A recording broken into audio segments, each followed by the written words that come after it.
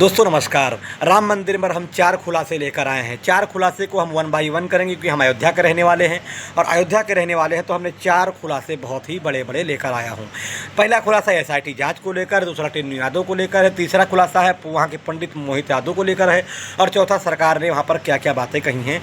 इन चारों बातों को आपको 1 बाई 1 समझना होगा। सबसे पहले आपको हम बता दें कि अयोध्या एक पवित्र नगरी है, हम अयोध्या के रहने वाले हैं और अयोध्या को बदनाम करने की कोशिश बहुत ज़ोरों से की जा रही है।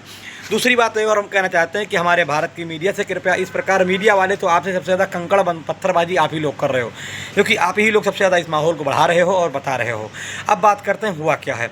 दोस्तों कुछ दिन पहले क्या होता है कि जांच में ये शामिल होता है, यानी कुछ लोगों ने आरोप लगाते हैं कि राम मंदिर का पैसा कहीं से गायब हो रहा है। ये आरोप अयोध्या के एक नेता थे जो कि समाजवादी पार्टी के थे, नेताजी आरोप लगाते हैं। हालांकि उनका आरोप ऐसे ही कुछ होता नहीं, लेकिन जब लगातार कई लोग आरोप लगाते हैं, फिर बीजेपी के एक नेता बहुत बड़े हैं, वो जाकर के मुख्यमंत्री को पत्र लिखते हैं और प्रधानमंत्री को लिखते हैं। उसके बाद एसआईटी की जांच बैठती है और जांच प्रक्रिया शुरू हो जाती है।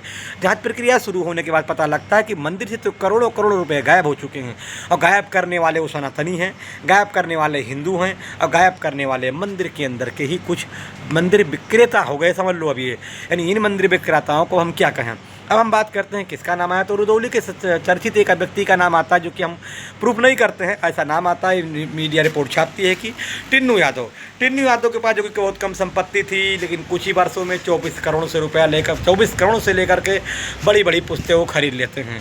एसआईटी जांच में भैया साबित होता है कि उनके घर पर करीब 12 लाख रुपये मिले, ऐसा कहने को आ रहा है।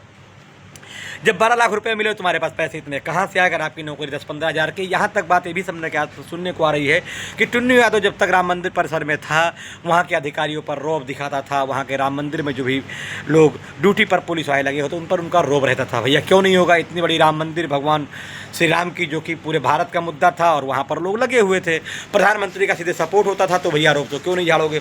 लेकिन दोस्तों यहाँ पर बताया गया कि मंदिर के अंदर ही कुछ शिलाएँ भी गायब हो चुकी। मॉरिशस से आई हुई शिला गायब हुई, ऐसा न्यूज़ में दिखाया गया। उसके बाद ये भी दिखाया गया कि मंदिर के अंदर से पैसे बहुत ज़्यादा मात्रा में गायब हुए हैं। एक हार के मामले में बताया गया कि स्वर्ण पादुका के मामले में ये बताया गया कि एक किसी विश्वकर्मा परिवार ने स्वर्ण पादुका भगवान के मंदिर में दी थी, लेकिन वो भी गायब हो चुकी।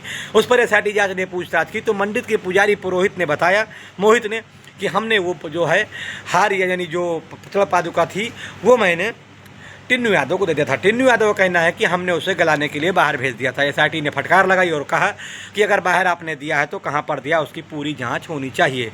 लेकिन अभी तक एसआईटी को कोई साध्य सबूत नहीं मिल पाए हैं। दोस्तों आप क्या कहना चाहते हो? मैं तो यही कहना चाहूँगा कि राम मंदिर के अंदर खिलवाड़ करने वालों को उनकी सज़ा मिलनी चाहिए।